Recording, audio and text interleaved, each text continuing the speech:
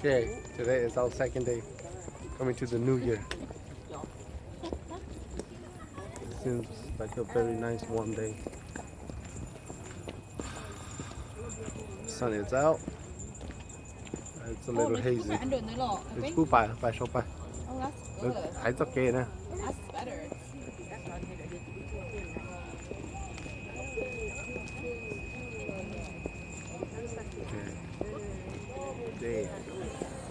So right now it is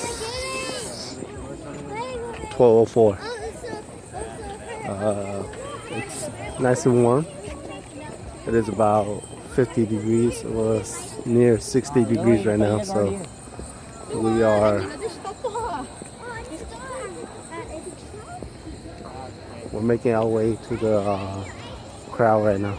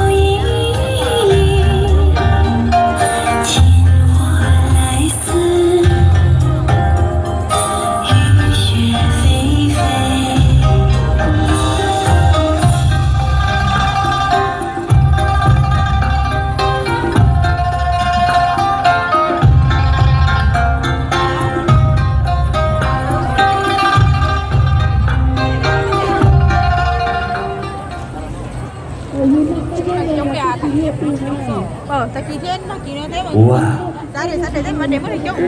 You okay, Mila? Okay, yeah. Yes. We get front row seats, so we can watch everybody there. So.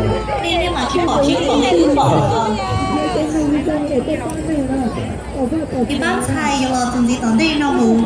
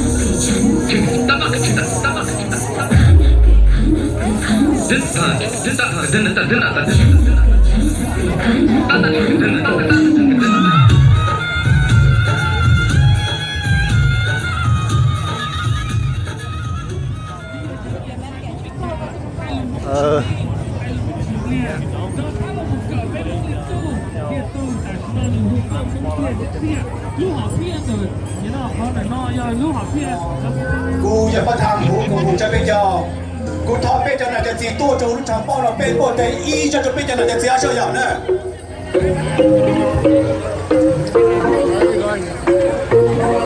จีนมองกูทอว่าเจ้าจะเป็นจังจัดque me tao tô mô cái dạng gì mình dù trong nè ta nên cầu y bây giờ công hữu cho bây giờ nó giờ bây giờ luôn chờ cho cái dạng gì cho cái vàng mê cho bây giờ tu cho kỹ cho dạng tổn đề này bây giờ bố tên cho ra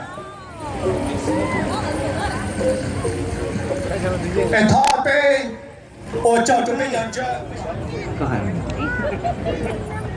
Okay, thì chụp phim con chân trai chụp phim khai chụp tao na kể của mà hay.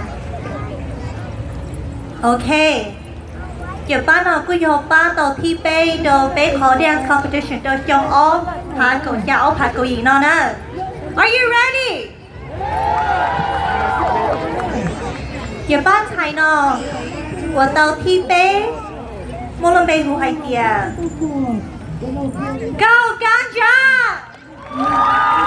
Tôi thấy nó nói là go Ganja! 把我上了到底哦，班菜户啊，木兰。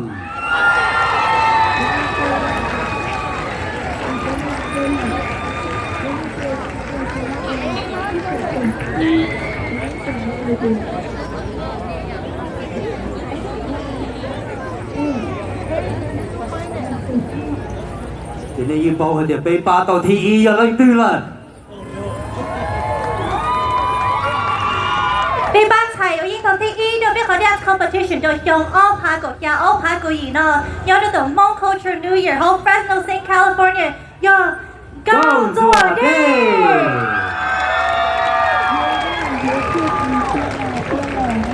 他就是老母 complete 咗兩天。他哋做你我自半地人就出嚟路上單車到幾班老天嚟呀！